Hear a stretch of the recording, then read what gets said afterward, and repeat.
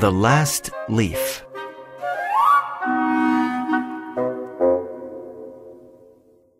In a little area west of Washington Square in New York City, there are many streets called places. Artists soon discovered these places and began living there. They liked the cheap rents and the old attics. This area became a colony of artists, and it was called Greenwich Village. Sue and Johnsy had their studio at the top of a brick building. Johnsy was Joanna's nickname, and she was from California. Sue was from Maine. They met at an eating place and became best friends. In May, they opened an artist's studio together. In November, a cold, invisible stranger came to the colony. Doctors called him pneumonia. He touched a good number of artists with his cold finger, including Johnsy. Poor Johnsy. She was a thin little woman, and she lay quietly in her bed. She looked outside the window at the brick wall of the house in front of her. One morning, a busy doctor examined Johnsy and measured her temperature. Then, he went into the hall and talked to Sue. "She has about 1 chance in 10, he said as he looked at the thermometer. "She must want to live. Your friend doesn't want to get well. Does she think about anything special? Does she have a sweetheart?" No, she doesn't have a sweetheart. But she wants to paint the Bay of Naples one day. Well, I will do everything I can to help her. But when a patient begins to count the carriages in her funeral procession, then science and medicine can do very little. The doctor left, and Sue went to her room and cried a lot. After a while, she walked cheerfully into Johnsy's bedroom. She had her drawing paper and pencils in her hand. Johnsy lay in bed and did not move. She's probably sleeping, Sue thought, and she began to draw a picture. She drew an Idaho cowboy with elegant riding trousers. It was an illustration for a magazine story. Young artists often draw illustrations for magazine stories to make some money. Suddenly, she heard a strange sound and went to Johnsy's bed. Her eyes were open now.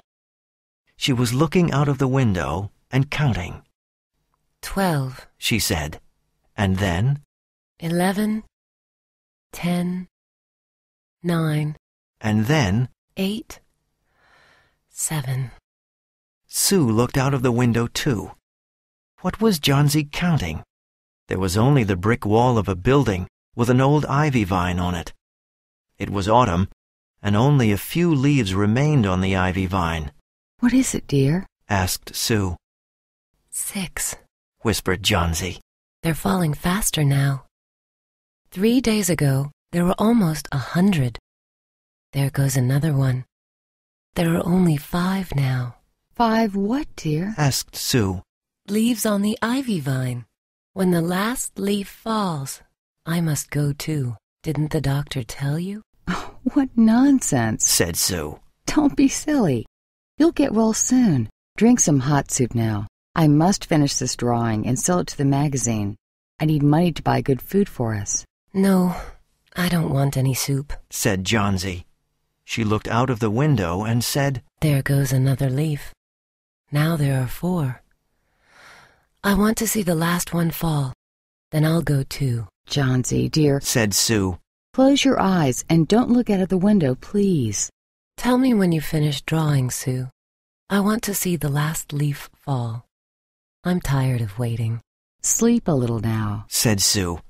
I must go and call Berman. I need a model for my drawing. I'll be back in a minute. Old Berman was a painter. He lived downstairs in the same building, and he liked Sue and Joanna. He was about 60 years old, had a long white beard, and drank too much. Old Berman was not a good or successful artist. Sue found him in his dark little room. In one corner of the room, there was an old white canvas with nothing on it. Johnsy is very ill with pneumonia. She doesn't want to get better. She has some strange ideas and wants to die when the last leaf on the ivy vine falls. I'm scared and I don't know what to do." Old Berman started crying, and then said with his German accent, "What nonsense! She wants to die because leaves fall off an ivy vine. What foolishness! Poor little Miss Johnsy." Sue was sad and silent. Then she looked at Berman and said, "I need a model for one of my drawings. Can you come upstairs?" "Well, all right. I'll be your model this time, but one day I'll paint my masterpiece." They went upstairs, and Johnsy was sleeping. Sue and Berman went into the other room. They looked at the ivy vine fearfully. Then they looked at each other silently. Outside, it was raining, and it was very cold. Berman sat down, and Sue began drawing. When Johnsy woke up the next morning, she said, "Please pull the curtain, Sue." Sue pulled the curtain, and they both looked out of the window. After the wind and rain of the night, there was still one ivy leaf on the brick wall. It was the last one on the vine. The leaf was green and yellow. "It is the last one," said Johnsy. "It did not fall during the night. It will fall today, and I will die at the same time." "Oh, dear, dear," said Sue. "Think of me. What will I do?" But Johnsy did not answer. Her thoughts were far away. The day passed, and the last ivy leaf was still on the ivy vine. Then it started raining again, and it was very windy. The next morning, Johnsy looked for the last ivy leaf. It was still on the vine. She looked at it for a long time. Then she called Sue. "I was a bad girl, Sue," said Johnsy. "That last leaf showed me that I was bad. I wanted to die, and that was very wrong. Please bring me some soup now, and some milk, too. No, first bring me a small mirror." An hour later, she said, "Sue, one day I will paint the Bay of Naples." The doctor came in the afternoon, and Sue spoke to him in the hall. "Now she has 5 chances in 10. She must eat well and rest, and she'll get better. And now I must see another patient downstairs. I think his name is Berman, and he's an artist. He has pneumonia, too. He is an old, weak man, and there is no hope for him. He must go to the hospital today. He will be more comfortable there." The next day, the doctor came again. "Johnsy is out of danger. Good food and good care. That's all," he said to Sue. And that afternoon, Sue sat on Johnsy's bed and said, "I must tell you something, Johnsy. Mr. Berman died of pneumonia today in the hospital. The janitor found him a few days ago in his room. He was very ill. His shoes and clothes were wet and very cold. The janitor found a lantern, a ladder, some paintbrushes, and some green and yellow paints.